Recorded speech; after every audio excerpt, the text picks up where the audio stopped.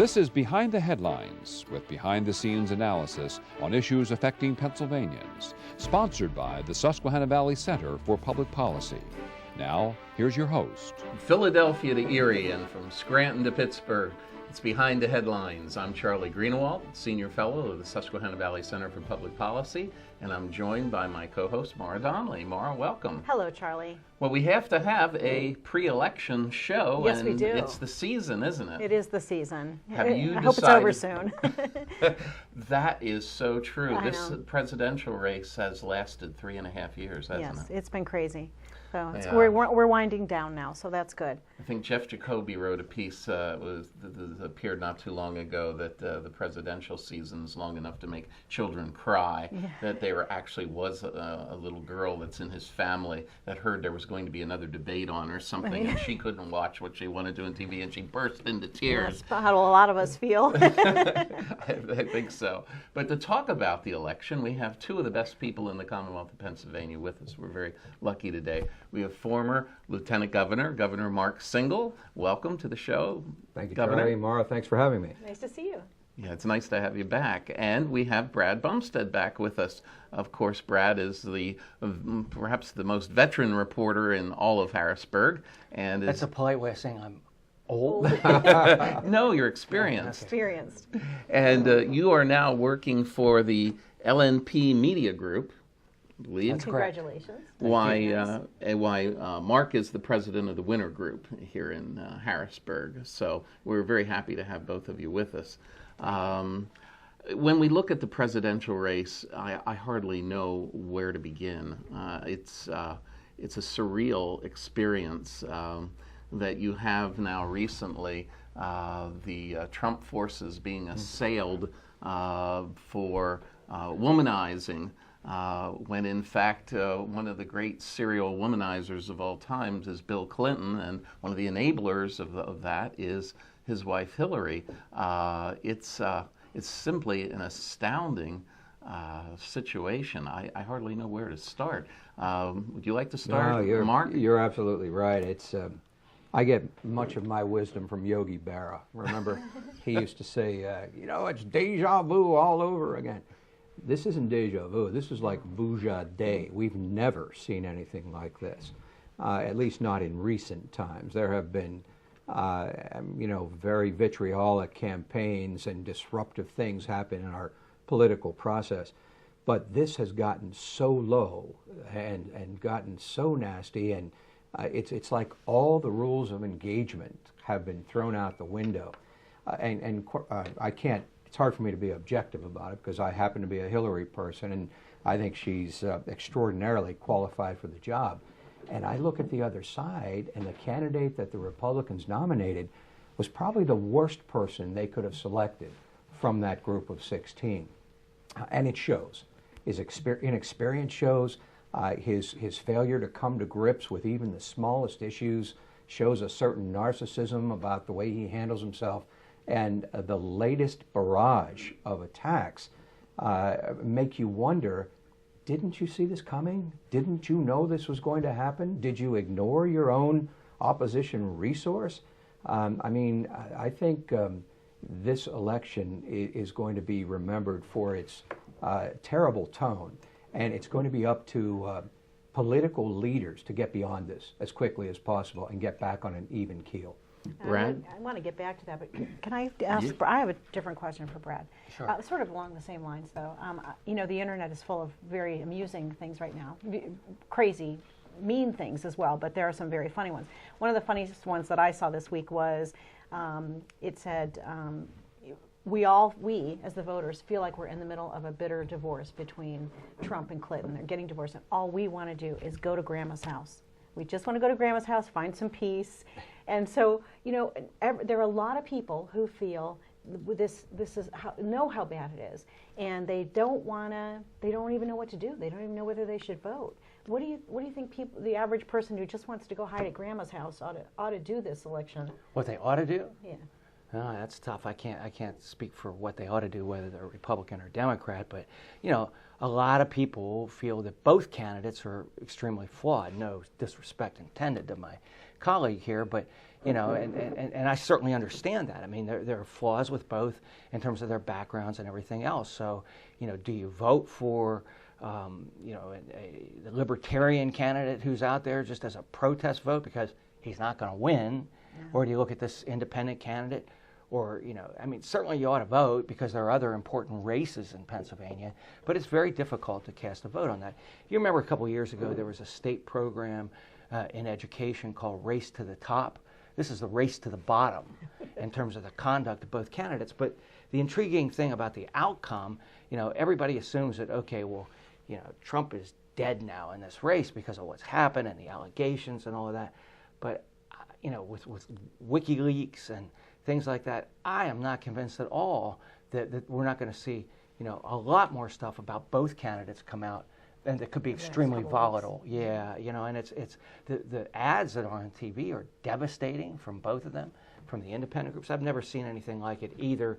It's clearly unprecedented in terms of, throwing the dirt around. Would you say, I'm almost, with my students, I'm almost at the point where I'm saying the system is broke. The system is broke to produce a situation like this where we have two such candidates and we're faced with a future like this. I've become more and more a fan of a parliamentary system where at least if you have an incompetent chief executive, as I think we've had for the last 8 years, you can at least have a vote of no confidence and you change administrations. But we can't have that.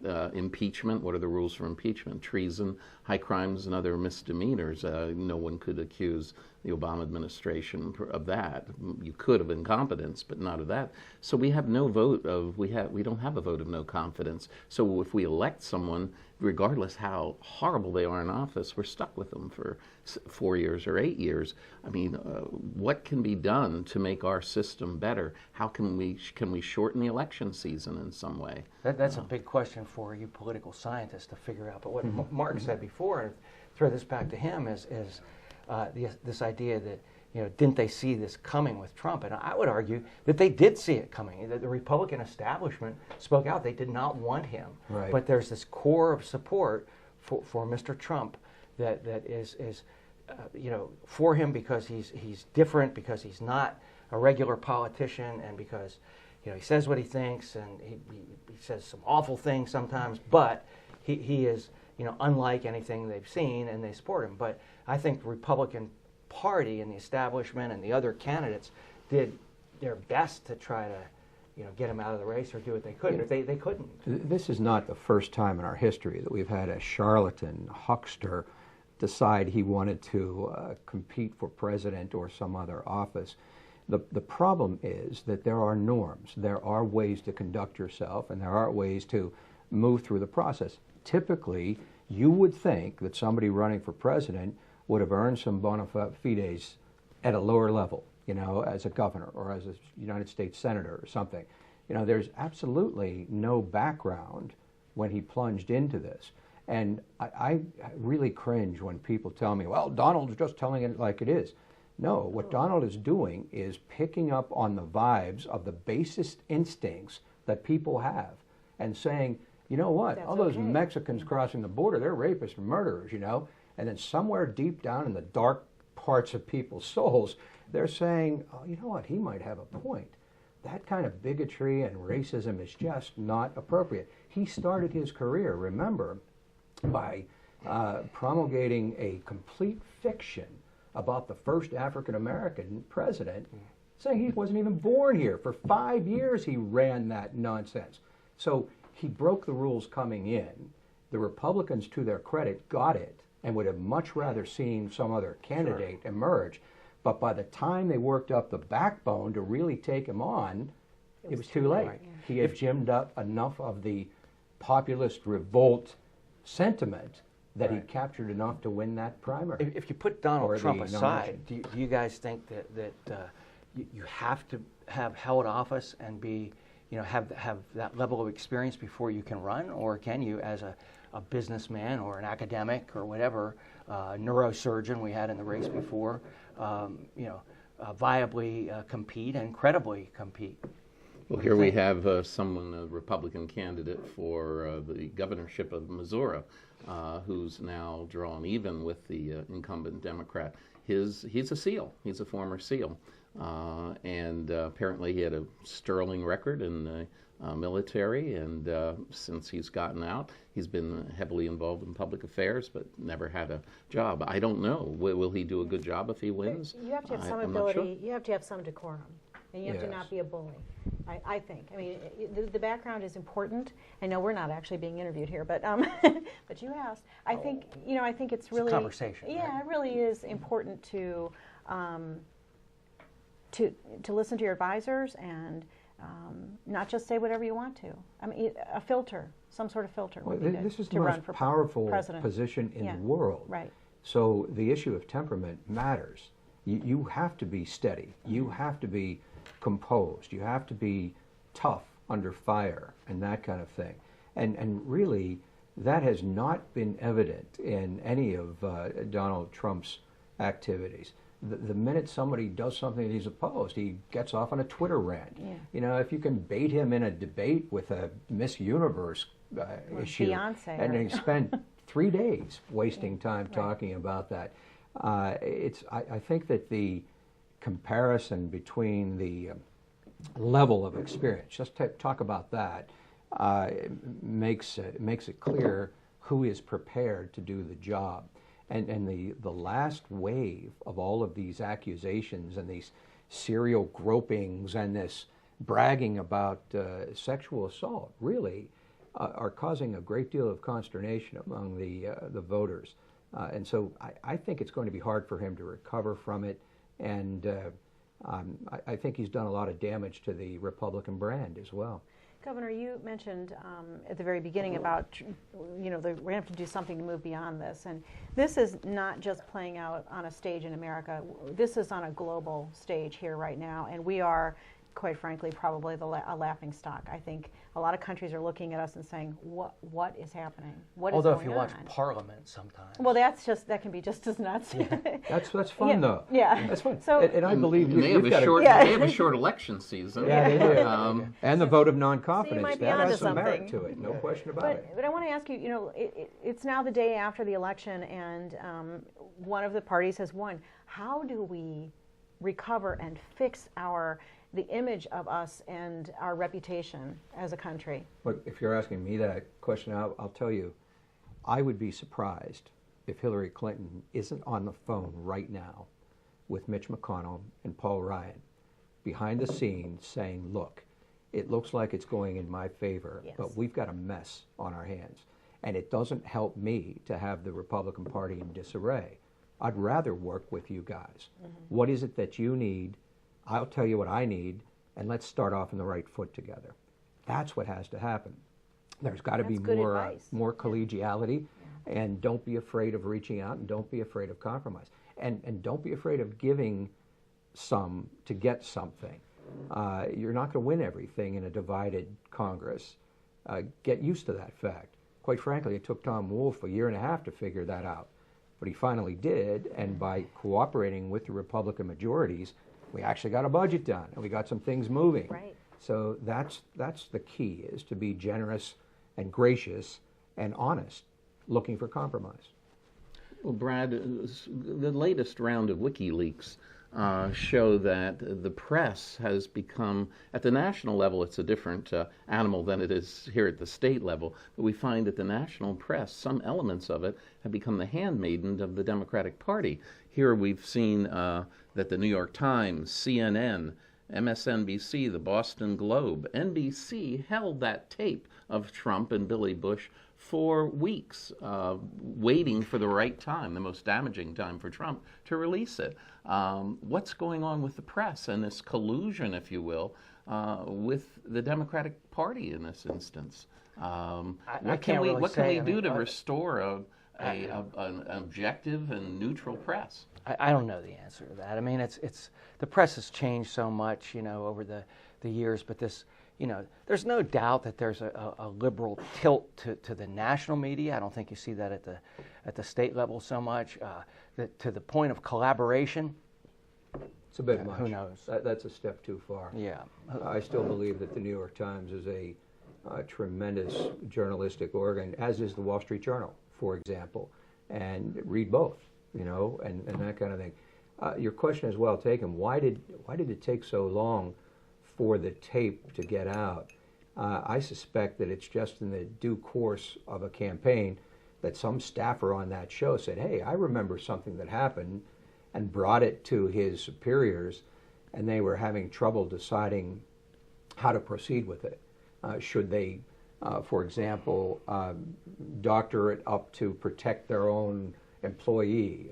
Should they run it by their lawyers and that kind of thing? So I don't know. I think it's kind of a dark conspiracy to think that they colluded. Well, when Donna Brazil was in CNN and she passes along questions that are going to be asked to the Democratic National Committee, that came out in this last round of WikiLeaks. Politics isn't perfect. Politics is not by any stretch for the faint of heart. And there are internal things that go back and forth, and have been for years. So, particularly with WikiLeaks, I don't give much credibility to people who are leaking stuff that's supposed to be personal in nature, particularly with the weird kind of overtone of a push from a foreign government. That's dangerous stuff.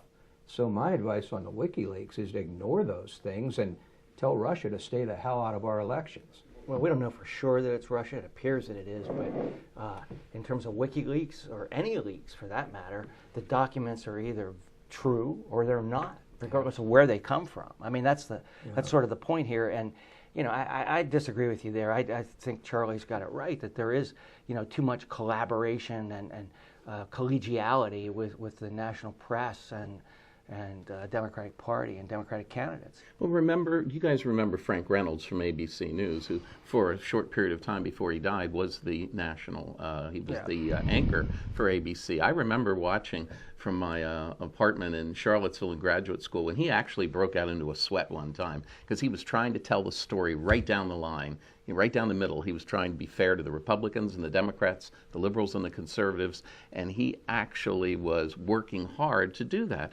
Whatever happened to the Howard K. Smiths and Harry Reasners and the Walter Cronkites and the Huntley and Brinkleys? It just doesn't seem that we have them today. But am I exaggerating? Brian Williams, Lester Holt, Anderson Cooper, I think they've all tried to do it. Megyn Kelly, even on Fox News, I was kind of impressed by her willingness to, treat it fair and square. So I think you are a little bit too harsh about that. Okay, and on that note, we will take a break, and we'll be right back with our guests on Behind the Headlines right after this.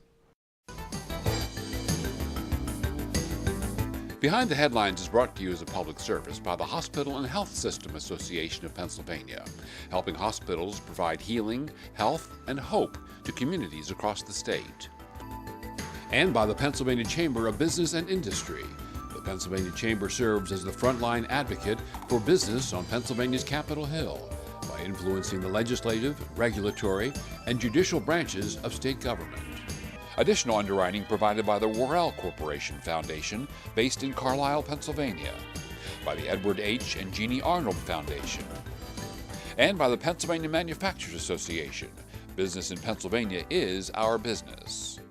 Behind the Headlines is also supported as a public service by Daily Express, transporting construction, farm, and industrial equipment throughout the United States, and by Blackford Ventures, LLC, a private equity firm seeking to make significant investments in real estate, proven business enterprises, and their leaders. Find out more at www.blackfordventures.com. And by the Pennsylvania Highway Information Association, the go-to source to learn about transportation projects and issues. Visit pahighwayinfo.org. Hi, welcome back to Behind the Headlines. We'd like to change gears now and go from the presidential race. Maura, are you ready to go to a discussion of the U.S. Senate race? Sure. I mean, they're sort of intrinsically tied together, but we've had a surge in voter registration over the last couple of weeks on both sides. The GOP is claiming some significant gains in voter registration, and we've got a Senate race that is within the margin of error between Toomey and McGuinty. So I want to get your perspectives on both the surge, the impact it might have on the race in Pennsylvania and on the Senate race. You want to start with you, Governor? Well, first of all, let me say something positive. These are professional campaigns, and I've been watching, and while they're tough and they're issue-oriented and they're beating each other up, there's nothing outside of the normal realm of hardball politics that I can point to. And you've got two pretty good candidates. I think that Pat Toomey has reached out to moderates in Pennsylvania, which you have to if you're going to survive as a Republican statewide when there's 1.2 million more Democrats. You've got to make that case. Yeah. And I think that Katie McGuinty has presented herself well and kind of tied her fortunes to what kind of surge she might be able to expect from a potential Clinton victory. So the stakes are pretty high. My take on it is that if Hillary Clinton wins in Pennsylvania by 6 or 7%, Katie McGuinty will win by 1 or 2%. But if that gets to a very close race, I think that Pat Toomey has the capability of holding on. Good. Any thoughts on that race? I actually agree with Mark on that. I would take it up a little higher than 7 or 8. I mean, I think clearly if you get to the blowout stage with people say 10% or more, you know, there's no doubt at that point that McGuinty's going to win, because I don't think there are pure coattails, but what it's all about is turnout. And if you get a big turnout in the Philadelphia suburbs, and you know, Clinton comes out of, McGuinty comes out of Philadelphia with a big margin, out of the city, where maybe Clinton got, the 300,000 magic level that's needed from Democratic voters in that city. I think McGuinty can win it, but who knows? Right now, the very latest, and there will be a lot more polls over the next couple weeks, but the very latest, there's a 9-point lead in the Philadelphia suburbs for Clinton. So that's pretty significant lead there. Right. So it's within what you're estimating, and right where you're saying too that it would. But I still caution that it's so far out that anything can happen in that presidential race. With the possibility of foreign involvement, WikiLeaks, allegations, sexual allegations. Who knows where that's headed and how it's going to blow up or not? But I just think that it's extremely volatile. While it's unprecedented, we've never seen anything like it. And how could that affect things? I mean, Katie can't have her whole candidacy tied to Clinton, and it's not. But I think that in a perfect world, if you took the presidential race out of it, it probably still would be pretty close. They're both good candidates. Yeah, and with regard to the trends and the polls and things like that, a discernible change just in recent days has been the suburban women's vote in Philadelphia. I'm talking Republicans, moderates, that kind of thing, inching up in favor of Hillary Clinton. And the reason that's significant is that if, in fact, they vote down ballot, and hang in there with the D, that's going to help Katie McGuinty a lot. But what you said is absolutely right. The game, the name of the game in Pennsylvania is, for Democrats, maximize that turnout in the urban areas. And if you get Philadelphia to produce 280 to 300,000 more votes for the Democrat, you can't surmount that in the T. You can't beat that. No, you can't. Brad, what are the policy differences between these two candidates when our viewers are deciding who they're going to vote for at the polls this election? What are the most important policy differences between McGuinty and Toomey? Well, maybe Mark can outline those better than I can, but I know that, clearly, Toomey has moved from hardcore conservative when he was elected and when he was in Congress to more of a moderate, he would argue right now at least, and sort of a non-Rick Santorum candidate. But he is still supported, opposed gun control, but came up with compromises to try to, do something with the senator from West Virginia. Katie, I think, is pretty well traditionally poised on Democratic liberal issues. Mm-hmm. How would you respond to that? The only thing I'd Governor? add to that is that I noticed one of the commercials that Katie McGinty keeps running against Pat Toomey were his statements that he made with regard to taxation of the wealthy and corporations. And at one point she catches him in kind of a flip comment about, well, we ought to eliminate corporate taxes altogether. A little unfair because it was in the course of a discussion of the overall impact of taxes at different levels, and he was making a case that they're already paying taxes individually, but that's what happens in campaigns. The point is that she's trying to make this about who's for the average guy, the working family, and who's for the Wall Street bankers, and who's for the very wealthy. Toomey, I think, very adroitly returned the fire and said, well, wait a minute, you can't really say that because you have helped those interests as well, and that kind of thing. So it's a little bit muddied in terms of policies. Toomey is one of the kind of rare breed of moderate Republicans and has shown that he could work across the aisle, and that's going to help him in Pennsylvania. And Katie McGinty is a potential breath of fresh air in her presentation, who wants to break the gridlock by changing the majority back to Democrats in the Senate. Yeah, and I think if you look at the ads that are on TV, you would look at that and think that, Katie McGinty actually voted for increasing state taxes and ran this whole program. When in fact she was chief of staff for Governor Wolf and, pushed his agenda. She supported that, but she was not someone who voted for it, and the other ads have portrayed her as corrupt and unethical because of some very minor ethics commission case that was out there involving her husband, but there was no evidence of her being either. So as one of the critical states in the presidential election, we get to see a lot more ads, don't we? Unfortunately. And on that note, we've run out of time. Gentlemen, we haven't even been able to talk about the row offices here in Pennsylvania yet, so you have to come back. We wish everybody the best. State offices, that's right. Absolutely. Right. Well, thank you for being here, and thank you for joining us for Behind the Headlines. We'll see you again next week.